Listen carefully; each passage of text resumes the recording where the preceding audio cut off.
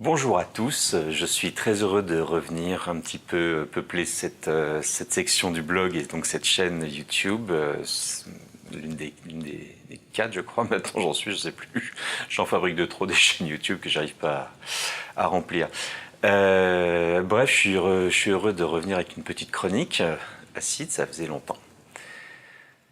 Alors, aujourd'hui, bon, si vous me suivez un tout petit peu, vous savez que je ne travaille plus, mais à présent depuis plusieurs années. Au passage, j'avais créé un petit side project pour vous enseigner un petit peu, enfin pour communiquer comment je m'en étais sorti pour atteindre cette indépendance financière, etc. Le site a été démarré, j'ai écrit une trentaine d'articles, seulement j'ai pas réussi à trouver la motivation d'investir beaucoup de temps et d'énergie, de ce temps justement que j'ai gagné durement pour retransmettre le truc pour l'instant. Donc ça, c'est en sommeil pour l'instant. Donc, lorsque j'étais salarié, j'ai remarqué que je n'avais pas nécessairement la même relation au travail que la majorité des gens que je connais. Alors, qu'est-ce que ça signifie par là? C'est-à-dire que j'avais une relation au travail qui était peut-être qui me bénéficiait en tout cas à court terme. À long terme, c'est un peu plus complexe. C'est pour ça que c'est certainement pour cette raison que je me suis à ce moins donné pour acquérir mon indépendance financière. Toujours est-il que la majorité des personnes que j'ai pu côtoyer, que j'ai pu observer, sont des gens qui se donnent dans leur travail, mais qui se donnent réellement, c'est-à-dire c'est pas simplement qu'ils ont l'honnêteté de faire correctement leur travail, hein, ça c'est pas le travail pour lequel on les paye, jusque-là c'est complètement, hein, c'est plutôt sain, mais la majeure partie des gens se donnent au-delà de ça. Il y a des gens qui se donnent tellement qu'ils font des burn-out, qui sont débordés, qui vont travailler énormément, même s'ils n'y gagnent pas de gloire, entre guillemets, peu de remerciements, pas d'augmentation, pas de prime exceptionnelle, pas etc. etc. Et même s'ils ne risquent pas nécessairement de perdre leur travail dans la semaine s'ils ne sont pas 20 heures sur 24 sur le sujet. C'est-à-dire qu'ils vont faire passer leur emploi devant eux-mêmes, devant souvent leur santé, stress à répétition, voilà, ulcère à l'estomac, je dors pas, je mange peu, je mange, etc., etc. Pour finir le dossier tartempion ou du genou ou du schmoll, devant leur famille. J'ai connu une quantité de personnes qui estimaient, par exemple, complètement normal et même bien vu par la société, etc. Et donc, bien correspondant à l'image qui se faisait d'eux-mêmes, enfin bref, de mettre plus d'importance à se donner à 200% le double de ce qu'ils devraient, on va dire, dans leur travail, et de délaisser conjoints, enfants, etc. Et trouver ça bien. J'ai même observé abondamment les gens s'en vanter, c'est-à-dire attendre qu'on les félicite, qu'on leur dise bravo, c'est super, tu ne t'occupes pas de tes enfants parce que tu te donnes encore plus pour ton emploi, c'est vraiment très bien. Donc, évidemment, dit comme ça, vu de l'extérieur, hein, c'est toujours beaucoup plus simple à exprimer, enfin, ça a l'air beaucoup plus bizarre que ça ne l'est quand on le voit in situ ou que ça n'est vécu par la personne, bien entendu. C'est toujours un petit peu de provocation que je fais là. J'ai vu des gens tomber en dépression nerveuse aussi, ou déprimés complètement, là, ceux qui partent à la retraite. Il y a ceux qui quittent leur emploi pour des tas de raisons, et qui sont complètement désemparés parce que déjà ils perdent leur vie sociale, ça c'est la retraite, hein, il y a des gens, leurs amis, c'est leur lieu, leur cercle, leur sens de vie, ce qui rythme leur journée, etc. C'est leur travail, uniquement leur travail. Encore pire, s'ils ne sont jamais vraiment vus avec leur conjoint ou conjointe et que d'un coup ils se retrouvent à se côtoyer beaucoup, alors là c'est encore mieux que ça. Vous avez les gens qui qui arrivent à se faire éjecter licencier hein, de leur emploi parce qu'ils ont voulu défendre une position, un point de vue contre les ordres qui étaient donnés donc par leur hiérarchie, parce qu'ils estimaient que c'était contraire aux bénéfices de la société, enfin de l'entreprise. Je ne sais pas si vous voyez jusqu'à quel niveau on boucle. Donc des gens vont se retrouver en déprime totale parce qu'ils se retrouvent au chômage après je ne sais pas combien d'années dans la même société, parce qu'ils se sont battus alors qu'on leur a dit c'est comme ça et tu fais ça et machin, ou tu t'accordes ça aux clients et tout, et qu'ils disent non, c'est contraire à l'intérêt de la société. J'ai vu des gens à qui on disait, c'est pas les mêmes à chaque fois, hein, je vous parle vraiment d'exemples à chaque fois très différents, j'en ai plusieurs, hein, à qui on disait, écoute, tel projet, non, ça va coûter trop cher à développer, etc. Les lignes budgétaires, ça marche pas. Les gens se sont dit, non, il faut bien que ça avance, c'est pas possible, je vais commencer à travailler sur ça, soir et week-end, sur mon temps libre, pour voir. Là, l'exemple auquel je pense, on était dans un outil back-office, on va dire, d'une banque, hein, et le but du jeu, c'était de faire encore plus de trucs pour que la banque gère encore mieux son... Enfin, c'était même pas je parle pas de gens qui travaillent dans l'humanitaire ou dans la création artistique ou dans des trucs qui les accomplissent eux-mêmes ou qui pour le bien, vraiment le bien d'autrui. Là, je parle de sujets complètement, d'entreprises complètement lambda. Et donc, j'ai vu une quantité énorme de gens se donner, se rendre malade, aller jusqu'à même aller à l'encontre et se faire virer pour le bien de la société, sans vanter, attendre qu'on les congratule parce qu'ils s'occupent plus de la société que d'eux, ou que de leurs conjoints, ou que de leurs enfants, etc. Et il m'est apparu à un moment une explication, corrélation, enfin, une manière de comprendre, enfin, en tout cas c'est comme ça que je le vois moi, de comprendre pourquoi ça se produit. Alors, la première chose à laquelle on va penser assez aisément si on est un petit peu cynique, acide comme moi, et qu'on a un peu de recul sur le truc, et effectivement ça arrive, c'est l'ego. C'est-à-dire, en fait, je dis que c'est pour le bien de la société, mais en fait, je veux faire ma carrière, je veux la gloire, je veux les hurrahs, je veux monter dans la hiérarchie. C'est-à-dire que l'ego c'est tellement fort que j'ai vu des gens se battre pour monter, même quand dans un endroit où il n'y a pas de pouvoir, et même quand monter leur apportait pas de supplément de salaire. Ça existe pour de vrai, je vous jure. Donc c'est vrai, l'ego c'est ça, et puis on dit ouais je fais ça pour la société et tout, donc je m'occupe pas de mes enfants et tout, parce que certaines personnes pensent surtout d'abord à leur tronche. Et ça c'est vrai que le retour narcissique du travail, et c'est un petit peu aussi qu'on demande, je suis en vacances, je suis au week-end, je réponds à tous mes mails, je suis parti avec ça de dossier, et machin, etc. J'ai pas le temps de m'occuper des gosses et tout. Il y a aussi le truc genre, on veut que les gens disent qu'est-ce que t'es merveilleux et tout. Donc un petit retour narcissique existe. Est-ce que c'est trop...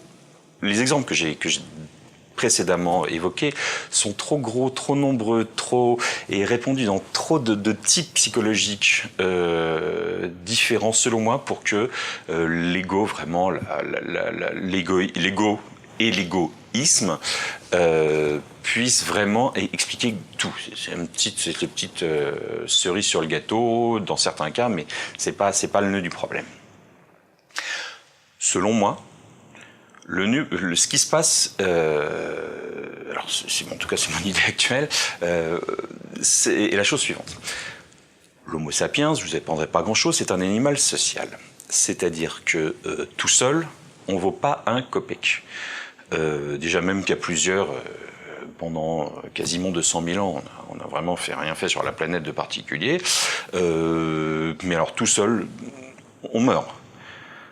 On ne survit pas, on n'est pas du tout super prédateur, truc machin, tous les trucs qu'on peut se raconter, je suis tellement intelligent, machin, je suis supérieur, j'ai une philosophie, rien nada, primo, et secondo, en plus, voilà, on ne survit pas et c'est tout, et c'est plié. D'ailleurs, ça me rappelle que je ne sais pas où, je suis incapable de retrouver c'était même pas l'article de recherche que j'ai lu, mais c'est plutôt quelque chose qui agrégeait un peu, qui vulgarisait les articles de recherche. En tout cas, toujours est-il qu'il y a des travaux qui ont montré que lors d'une exclusion d'un groupe, on peut, si mes souvenirs sont bons, c'était par imagerie cérébrale, je ne sais plus comment il s'en sortait. En tout cas, c'était un vrai travail de recherche très sérieux. On peut montrer que la douleur ressentie par l'exclusion, et c'est pas simplement une petite déprime ou une petite voilà, on est vexé et tout, c'est réellement, ça active des aires similaires à la douleur physique, c'est-à-dire que l'exclusion d'un groupe, à la base, c'est la mort. Si vous faites chasser Exode, etc., il y a 100 000 ans, c'était la mort assurée. Donc on est vraiment des animaux sociaux, on a besoin La seule raison qui est fait qu'on puisse dominer, si j'ose dire, le monde, c'est si on suit la thèse de Yuval Noah Harari, ou Noah Yuval, j'arrive jamais, ça pardon, désolé, c'est de se rendre compte qu'on est capable de collaborer de manière flexible, pas comme des abeilles donc, et à grande échelle, pas comme des loups, des grands singes. Pourquoi ? Parce qu'on est capable de se raconter des fictions légales auxquelles on arrive à être suffisamment à croire, donc l'existence d'État, d'entreprises dont on parlait, de Dieu, de l'argent, tout ça, on arrive à se faire croire que ce sont des entités qui existent, hein, comme je vais pas me mettre à taper sur les divers objets de chez moi pour montrer ce que c'est que du concret, mais on arrive à se faire croire. Et à partir du moment où plusieurs personnes croient que l'argent existe, alors effectivement on peut les échanger contre des biens, des services, tout ce que tu veux, tout ce que vous voulez, pardon, les thésauriser, etc.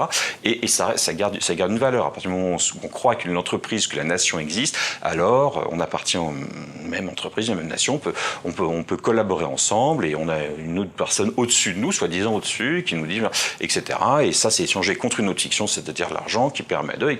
Et c'est comme ça qu'on construit des cathédrales, un Ariane 5 ou ce que vous voulez. Bref, c'est ça qui nous a fait avancer. Mais tout seul, on n'est pas des crocodiles, on est des animaux sociaux. Hein. Tout seul, on ne survit pas du tout. Du coup, l'entité importante, vraiment pour nous, c'est là-dedans, c'est le cercle. Les Américains utilisent énormément dans leurs bouquins, type développement personnel, machin, etc. Ils utilisent énormément la notion de communauté. En tout cas, je ne sais pas comment ils le traduisent en français, mais c'est vraiment community dans les textes. Énormément, c'est très important. Et ce que moi j'appellerais le clan, en fait, c'est vraiment la mémoire clanique. L'animal, on n'a pas du tout, nos gènes et notre biologie et toutes les circonvolutions de là-dedans sont pas du tout adaptés actuellement à la mondialisation, à Facebook, à trucs et machin. C'est vraiment, mais on adapte, on colle nos schémas mentaux sur ce qu'on a. Le clan, c'est très important. Il faut donner au clan, et le clan nous donne. Il y a un chef de clan, c'est normal, chez tous les animaux sociaux. Hein, je connais pas grand-chose en éthologie, mais voilà, alpha, les éléments bêta, un ou quelques éléments oméga, etc. C'est presque toujours hiérarchisé, que ce soit des abeilles, des loups, des grands singes, par exemple. Ou des fourmis, il y a toujours parfois des spécialisations, parfois non, mais en tout cas une hiérarchie souvent qui existe. Donc voilà, ce clan avec quelqu'un au-dessus, puis toute une organisation, un rôle à avoir, ce clan qui vous protège, vous permet de vivre et parfois par le biais de spécialisation permet de monter et qui vous devez donner et qui en échange on vous donne, c'est très important. D'ailleurs, je crois que c'était montré par des études. En tout cas, on dit toujours ce qui est plus naturel, c'est la haine, c'est le meurtre, c'est le truc et machin, c'est l'égoïsme et tout. C'est pas vrai. On peut démontrer, par exemple, ça avait été fait chez beaucoup de grands singes, que tout ce qui est, je trouve plus mes mots, mais c'est pas grave, tout ce qui est altruisme, etc., était aussi favorisé par l'évolution, et que un grand singe, par exemple, qui se comporte comme un pas gentil avec tout le monde, etc., se finit par se faire bannir de son clan, ce qui n'est pas du tout bon pour sa survie. Donc voilà, les deux choses existent. On doit se donner pour le clan. Et l'entreprise, en fait, selon moi, joue tout. C'est pas un complot et c'est pas un truc, c'est quelque chose d'auto-organisé, c'est quelque chose d'émergent. Cette structure, pour prospérer, s'est retrouvée à utiliser tous les codes du clan. Vraiment, vous avez la hiérarchie, des gens qui se retrouvent, hein, on se retrouve ensemble à Airfix, c'est pas autour du feu, c'est autour de la machine à café, on fait parfois des événements de team building, ça peut arriver, et les collègues sont un peu des amis, des machins, puis il y a des sociétés de plus en plus grandes, alors vous avez vraiment les gens de votre service ou de votre je sais pas quoi, puis d'autres clans, des clans un peu pas trop loin, mais qui collaborent ensemble, et des fois il y a des petites rivalités. Et tout ça, c'est vraiment le clan. Et les gens qui quittent, je l'ai vu, des gens partir à la retraite, ils sont remplacés. Ce qui n'existe pas dans un clan. Si vous partez, il y a un lien spécifique qui se déroule. Non, à la retraite, ils sont remplacés. Je vais revoir et tout, mon ancien travail et tout. Je les ai vus travailler, ils n'en ont rien à faire de moi, ils m'ont remplacé, ils sont pas en train de me regretter. Et tout est là, c'est-à-dire qu'on a calqué notre vision clanique, vraiment, sur l'entreprise, mais ce n'est pas notre clan. Et nos collègues ne sont pas nos amis. Vous pouvez avoir un collègue qui soit vraiment votre ami et qui vous voyez hors dehors, etc. Mais ça devient quelque chose de de secondaire, d'exceptionnel, c'est-à-dire que ça arrive, vous en avez un, deux peut-être, mais voilà, tous les gens avec qui vous voyez tous les matins, avec qui vous mangez le midi, avec qui vous travaillez, parfois même main dans la main, mais parfois motivant, avec qui de temps en temps à la machine à café ou le midi autour d'un plateau repas vous discutez un peu, vous expliquez ce que vous avez fait comme vacances, vous donnez mutuellement des nouvelles de vos familles. Tout ceci n'est que l'application de bonnes relations, de bonnes structures qui fonctionnent dans le clan à quelque chose qui n'est pas à votre clan. Et donc, quand vous le quittez, je ne sais pas si vous avez déjà changé de boîte et réussi à garder, même les gens à qui vous entendiez être vraiment bien, des collègues amis. C'est très très très rare, c'est très compliqué. Un mail de temps en temps, peut-être un mois après ou 2 mois après avoir quitté, vous êtes bu un verre avec la personne, votre collègue favori, machin. Et puis chacun s'est recréé des faux clans de son côté. Et voilà pourquoi certaines personnes à la retraite ou qui partent ou je ne sais quoi, ou qui sont même des gens qui ont des promotions. J'en ai vu s'attendre à ce que les gens soient extrêmement énervés, agacés, tristes, etc. De voir qu'on leur propose que la boîte les met à un autre endroit, et même si c'est une promotion, hein, et être complètement décontenancé, de dire ah bon bah très bien, un pot de départ, bon bah, c'est qui la nouvelle personne, très bien, et remplacé. Vous êtes remplacé, vous êtes remplaçable parce que et ça peut vous faire mal parce que vous imaginez des liens pas forcément d'amitié un par un, mais des liens avec l'entité comme si c'était votre clan, qui sont simulés. Et voilà, c'est la petite thèse que je voulais partager avec vous aujourd'hui, parce que je ne l'ai jamais vu nulle part. Vraiment, les gens prennent, et ce qui se donne, ils donnent comme si c'était... ils donnent à l'entreprise comme s'ils donnaient à l'ensemble des leurs, vraiment, comme si on était dans un clan, dans la savane en Éthiopie, si on se projette à plus de 30 000 ans en arrière. Voilà, c'est ça le clan qui protège, et dont on ne sort pas normalement, hein, sauf si on se fait bannir. On y naît, on y vit, on s'y accouple, reproduit, donc on fait des cellules familiales, etc. Et tout ça, ça vient avec le clan, dont le chef essaie de prendre les bonnes décisions concernant le fait de se défendre vis-à-vis des prédateurs, de se nourrir, etc. Ou parfois vous allez vous retrouver avec des rôles, des spécialisations un peu attribuées, etc. Pour que le tout prospère et avec une idée que l'intérêt du tout est supérieur à l'intérêt de la somme d'individus qui la composent, parce que c'est Papy Darwin, hein, qui a dit que l'important c'est que vous passiez vos gènes. Il faut que la survie globale, c'est pas votre tronche à vous, en fait. Darwin s'en fiche. Enfin, à vous, ou à moi, hein, j'entends.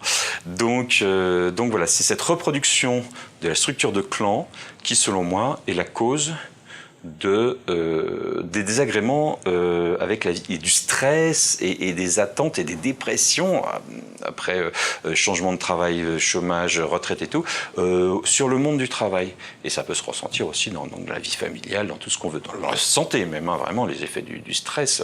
J'ai vu récemment encore des études, là je les ai vraiment pas, donc je vais pas vous les balancer, je vais pas vous balancer n'importe quoi, mais j'ai vu encore récemment, très récemment, je crois que c'était dans, je sais plus, New Scientist ou un journal de sciences humaines là, qui est excellent, très récemment, enfin bref, il y a eu des études importantes sur l'effet du stress, et du stress vraiment auto-infligé. Je parle pas de gens qui travaillent à la mine, ou dans des pays du tiers-monde avec des ressources, et puis des mecs qui sont là avec les catchs pour les tuer au travail. Je parle pas des enfants qui bossent dans les sous-sols pour faire je parle pas de choses sordides horribles, hein. On parle vraiment de gens qui sont employés, qui sont même cadres s'il faut, et qui s'inflige un stress qui est très supérieur à la vision objective de ce qu'ils pourraient recevoir comme désagrément, comme réel problème si le dossier, une fois, le site Tartampion n'était pas fini dans les temps, ou je sais pas quoi. Donc c'est vraiment très important.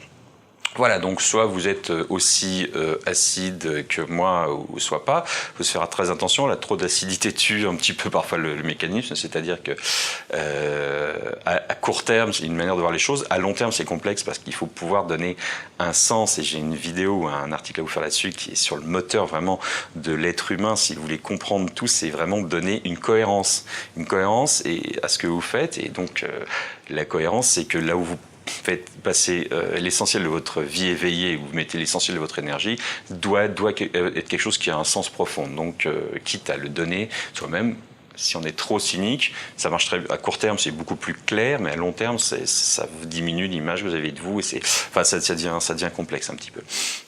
Mais c'est vrai que la seule solution, c'est de réaliser que vous avez des collègues et tout ce que vous voulez, des chefs et tout, et donc autant faire en sorte que ça se passe le mieux possible.